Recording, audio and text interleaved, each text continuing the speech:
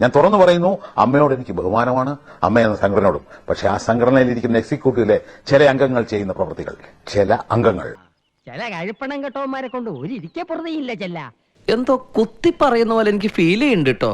കുത്തിയില്ലല്ലോ, കുത്താൻ പോണല്ലേ ഉള്ളൂ. ചെയ്യുന്ന പ്രവൃത്തികൾ വളരെ മോശമാണ്. ഒരു മാഫിയ പോലെയാണ്, തീവ്രവാദപരമാണ്. എന്നെ ഉദ്ദേശിച്ചാണ്, എന്നെ തന്നെ ഉദ്ദേശിച്ചാണ്, എന്നെ മാത്രം ഉദ്ദേശിച്ചാണ്. സംശയമുണ്ടോ?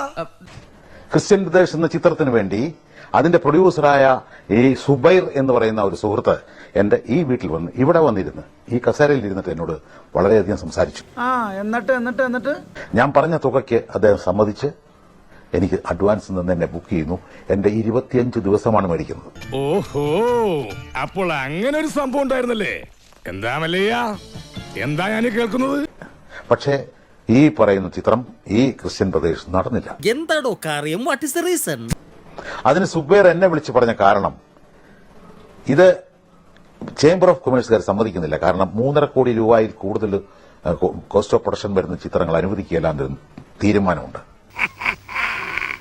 മോനെ, അങ്ങനെയുള്ള ഒരുമാതിരി നമ്പേഴ്സ് ഒന്നും ഈ പണിക്കരേട്ടന്റെ അടുത്ത് വേണ്ട കേട്ടാ. ഇതൊക്കെ വിശ്വസിക്കാൻ കാതിലിപ്പൂ വെച്ച് കളിക്കവളെ നാളെ വരും. എന്തുകൊണ്ട് ഈ സുബൈർ എന്നെ മാറ്റി?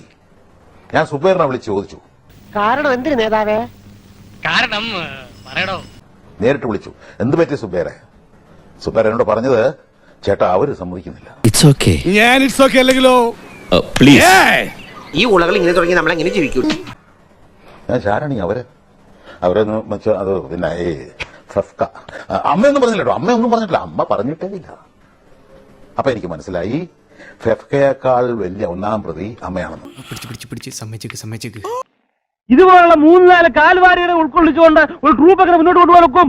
ഒരു സംഘടന ഒരു തൊഴിലാളിയുടെ തൊഴിലെ നിഷേധിക്കലാണോ, ഉപരോധിക്കലാണോ ഒരു സംഘടനയുടെ കർമ്മം? എന്ത് കാര്യത്തിനാണിത്?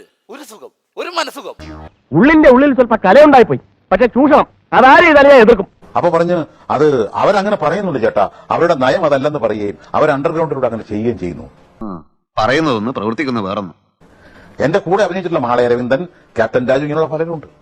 അവരെ എല്ലാം നിരോധിച്ചിരിക്കുകയാണ്. അതെ, ആർട്ട് ഡയറക്ടർ സുമിത്രൻ ബാലുശ്ശേരിയെ ബാൻ ചെയ്തേക്ക്. ബാൻ എന്ന് പറഞ്ഞാൽ നിരോധനം. അവനെ ജോലിക്ക് വെക്കണ്ടെന്ന്. പിന്നെ ആ നടൻ മധു വെമ്പായം, അവനെ ബാൻ ചെയ്തേക്ക്. കുറച്ചു കാലം അവൻ ചൊറിയും കുത്തി വീട്ടിയിരിക്കട്ടെ. അവരെ ഒന്നും ഇനി മലയാള ചിത്രത്തിൽ അഭിനയിപ്പിക്കരുതെന്ന് നമ്മളുടെ ഇപ്പോഴുള്ള സൂപ്പർ സ്റ്റാറിൽ ഒരാൾ പറഞ്ഞു. ആരാണ് അയാൾ? അയാൾ ആരാണ്? പേര് നിങ്ങൾക്കറിയാവുന്നത് കൊണ്ട് ഞാനത് ഇവിടെ പരാമർശിക്കുന്നില്ല. അദ്ദേഹത്തിന്റെ പ്രസ്റ്റീജ് ഇഷ്യൂ ആണ് പോലും. അദ്ദേഹത്തിന്റെ പ്രസ്റ്റീജ് ഇഷ്യൂ. നീ എന്തായി പറയുന്നത്? കുതിരയും കഴുതയും ഒരു വണ്ടി കെട്ടാനൊക്കൂ? എന്റെ കൂടെ നിൽക്കാൻ വയ്യെങ്കിൽ അത് പറഞ്ഞാ പോരെ? എന്തിനെന്നെ കുതിരയെന്ന് വിളിക്കുന്നത്? നിങ്ങൾ ഒരു കാര്യം മനസ്സിലാക്കണം, ഒരു നടന് തൊഴിലാണ് അവൻ അഭിനയിക്കുക എന്ന് പറയുന്നത്, പക്ഷെ കലയും കൂടാണ്, വെറും തൊഴിലല്ല. ബാക്കി എന്തും ഞാൻ സഹിക്കും, കലയിൽ വെള്ളം ചേർക്കാൻ മാത്രം ഞാൻ സമ്മതിക്കില്ല. അങ്ങനെ പലരെയും ബുദ്ധിമുട്ടിച്ചുകൊണ്ടാണ് ഇവിടെ ചില മാഫിയ സംഘങ്ങൾ സിനിമ ഉണ്ടാക്കുന്നത്. പരിഹസിക്കുകയാണോ? എങ്കിൽ ആജീവനാന്തം ബാൻ ചെയ്ത് കളയും. ഇതൊന്നും പട്ടാള പറഞ്ഞോ? സ്വന്തമായിട്ടൊരു അഭിപ്രായം പറയാൻ മേലെ. എന്ത് തോന്നിയ സോടെ നിങ്ങൾ കാണിച്ചത്? ഇനി മേലിൽ ഇത് ആവർത്തിക്കരുത്. എല്ലാവരും പോയിക്കോ. ഓക്കെ, ടാറ്റ. എന്തൊരത്തം